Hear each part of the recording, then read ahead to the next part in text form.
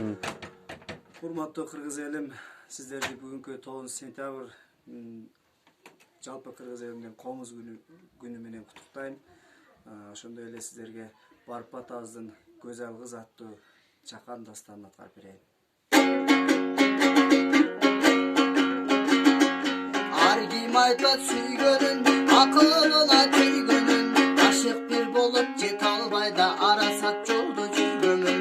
Мен дагы айтып берейин, ашыктан бир сабап, так салыңыз жүрөккө дәрдезел көзөл актамак. Күлдөрү жаштын ишекен, сөдүн сүйүү чарбагын, аманат жаңга белектеппин, ашыгылык гүлүн кармадым.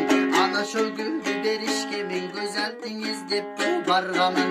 Улактан көрүп чак түштү мен булундай аваз салганмын.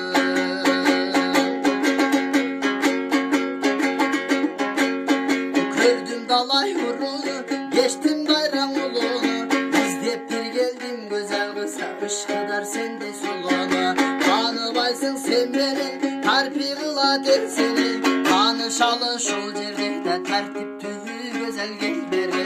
Мен аны көрдүм кыдырып, кара суу менен чарбактан, каш кирпигин көгөрүп, караса кумар таркаткан, көкүрөккө өрт койбой көк жылдызын буйсан аткан. Жанада көптү көрмөкмүн мен, жаралган болсоң канача.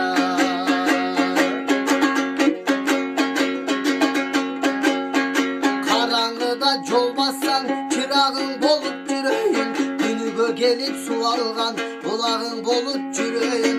Кайда барсаң жаныңда ынагың болуп жүрөйүн. Жашырбастан ачык айт